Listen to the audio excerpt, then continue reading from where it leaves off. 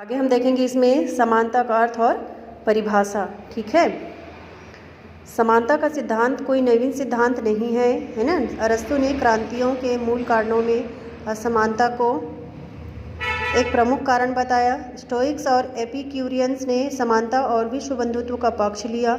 Hobbs ने सभी मनुष्यों को प्राकृतिक रूप से समान बताया।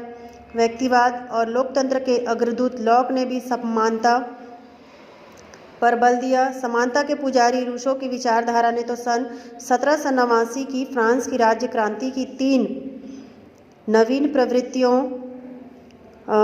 स्वतंत्रता, समानता और बंधुत्व को जन्म दिया। सन 1789 में फ्रांस की राष्ट्रीय सभा ने अपने मानवाधिकारों के घोषणा पत्र में कहा था, मनुष्य स्वतंत्र और समान उत्पन्न हुए हैं और अपने अधिकारों के विषय में भी सदैव स्वतंत्र और समान रहते। सन 1776 में संयुक्त राज्य अमेरिका के स्वतंत्रता संबंधी घोषणा पत्र में भी इसी प्रकार के विचार व्यक्त करते हुए कहा गया था, हम इस सत्य को स्वयं सिद्ध मानते हैं कि सभी मनुष्य क्या है, स्वतंत्र और समान उत्पन्न हुए हैं, है ना। और आधुनिक युग में भी समाजवादी विचारधारा के बलवती हो जाने के कारण समानता समाज का एक विशेष महत्वपूर्ण आदर्श बन गया है। इसीलिए समानता की स्थापना हेतु आज विश्व के अनेक देशों में विभिन्न प्रकार के आंदोलन और संघर्ष चल रहे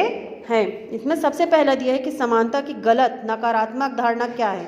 ठीक है, देखो साधारणता क्या है। समानता के यह अर्थ लगाया जाता है कि प्राकृतिक रूप से सभी मनुष्यों में क्या है, शारीरिक और बौद्धिक योग्यता एक समान है।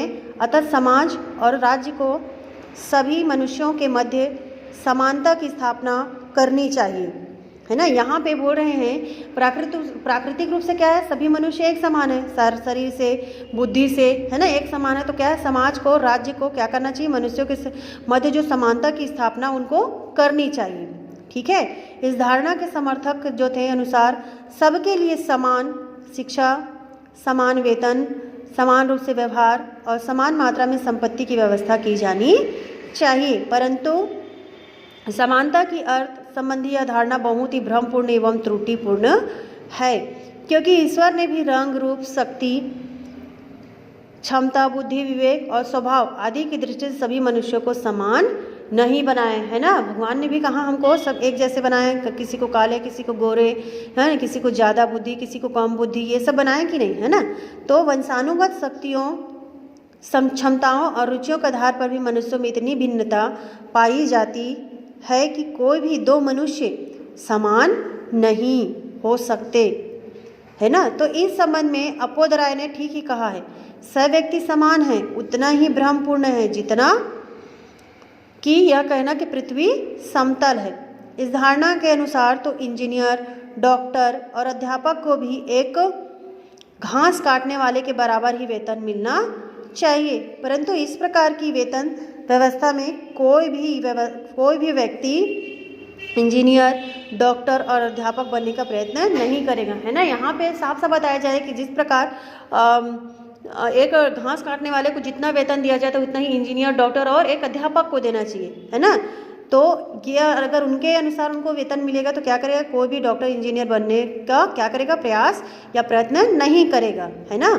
ये अपोद राय के बोल रहे हैं। फिर लास्की ने ठीक ही लिखा है, लास्की भी बोल रहे हैं कि समानता का यह अर्थ नहीं है कि प्रत्येक व्यक्ति के साथ एक सा व्यवहार किया जाए अथवा प्रत्येक व्यक्ति को समान वेतन दिया जाए। यदि ईंट ढोने वाले का वेतन एक प्रसिद्ध गणितज्ञ अथवा वैज्ञानिक के बराबर कर दिया जाए तो इससे समाज का उद्देश्य क्या हो जाएगा, वहाँ पे नष्ट हो जाएगा। ठीक है, अब इसमें देखेंगे हम सकारात्मक धारणा क्या है समानता की वास्तविक। तो इसमें बताया कि समानता का सही अर्थ है अवसर की समानता। समानता का सही अर्थ क्या है, अवसर की समानता। तो सभी लोगों को अपने व्यक्तित्व का विकास करने और उन्नति करने के लिए समान रूप में क्या करना चाहिए, अवसर प्राप्त हो तथा कोई वर्ग सामाजिक, आर्थिक और राजनीतिक निष्पक्षता एवं सुविधाओं से क्या हो, वंचित न रहे। लास्की ने स्पष्ट करते हुए लिखा है, समानता का प्रथम अर्थ क्या है, विशेष सुविधाओं का अभाव और द्वितीय अर्थ है वो सबके लिए समान अवसरों की उपलब्धता, है ना। समानता को परिभाषित करते हुए लास्की ने कहा है, समानता प्रत्येक व्यक्ति को अपनी शक्तियों का उपयोग करने के लिए यथाशक्ति समान अवसर प्रदान करने का क्या है यहाँ पे प्रयत्न है।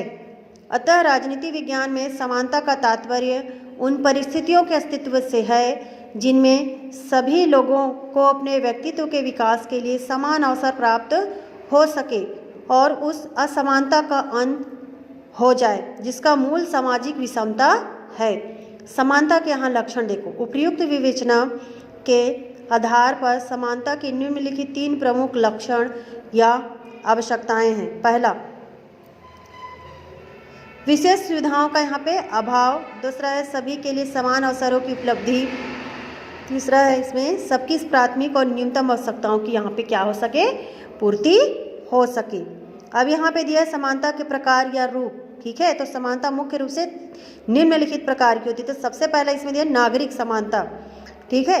नागरिक समानता से अभिप्राय यह है कि प्रत्येक नागरिक को राज्य की ओर से क्या हो, समान रूप से व्यक्तिगत सुरक्षा, विचार, अभिव्यक्ति, संघ या समुदाय बनाने तथा इच्छानुसार धर्म पालन करने से संबंधित अनेक अधिकार समान रूप से प्राप्त होने चाहिए। जाति, संप्रदाय, धर्म, लिंग, संपन्नता आदि के आधार पर क्या हो किसी भी प्रकार का कोई भेदभाव नहीं किया जाना चाहिए। इसके अतिरिक्त कानून की दृष्टि में सभी नागरिक समान हो जिससे वे राज्य द्वारा प्राप्त नागरिक अधिकारों का समान रूप से क्या कर सके उपभोग कर सके। इसके लिए स्वतंत्र एवं निष्पक्ष न्यायपालिका को होना आवश्यक है और भारत में उच्चतम न्यायालय की स्थापना इसी उद्देश्य से की गई है, ठीक है। इसमें दूसरा दिया है सामाजिक समानता। सामाजिक समानता से अभिप्राय यह है कि समाज के सभी व्यक्तियों को एक समान समझा जाना चाहिए, है ना।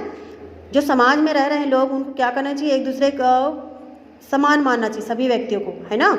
लेकिन जाति, धर्म, संप्रदाय, वर्ण और संपन्नता के आधार पर किसी को ऊंचा या नीचा नहीं समझा जाना चाहिए। यहाँ बोले कि जाति संप्रदाय के ऊंच नीच के भेद में किसी को छोटा बड़ा नहीं समझना चाहिए। इसके लिए जाति प्रथा और अस्पृश्यता यानी छुआछूत, ठीक है। अस्पृश्यता का मतलब छुआछूत की भावना सामाजिक कलंक है जिन्हें मिटाया जाना बहुत ही आवश्यक है। शिक्षण संस्थाओं, मनोरंजन गृहों, मंदिर, मस्जिद और गुरुद्वारों आदि सार्वजनिक स्थलों में सभी को समान रूप से प्रवेश करने का अधिकार होना चाहिए, है ना। यहाँ पे मंदिर मस्जिद में किसी को भी मतलब जाने की क्या है अनुमति होनी चाहिए, यहाँ पे बोल रहे। और हम भारतीय संविधान अस्पृश्यता को दंडनीय अपराध माना गया है और अनुसूचित जातियों के प्रति असमानता पर आधारित व्यवहार को प्राप्त करने के लिए अनेक प्रावधान किए गए हैं, ठीक है। तीसरा इसमें दिया है राजनीतिक समानता। तो राजनीतिक समानता से अभिप्राय यह है कि सभी नागरिकों को बिना किसी भेदभाव के राजनीतिक अधिकार प्राप्त होने चाहिए। इनमें मत देने का अधिकार, योग्यता के आधार पर कोई सार्वजनिक पद प्राप्त करने का अधिकार और राज्य के कार्यों में सक्रिय रूप से भाग लेने का अधिकार सम्मिलित है ना।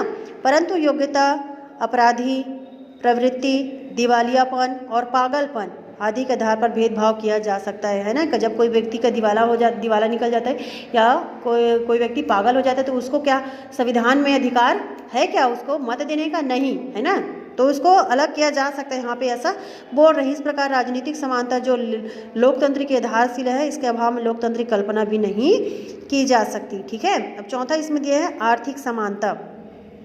तो साधारणतः आर्थिक समानता का अर्थ यह लगाया जाता है कि सभी व्यक्ति आर्थिक रूप से समान हो, सभी की आय समान हो और सभी की संपत्ति समान हो, परंतु ऐसा नहीं हो सकता, है ना।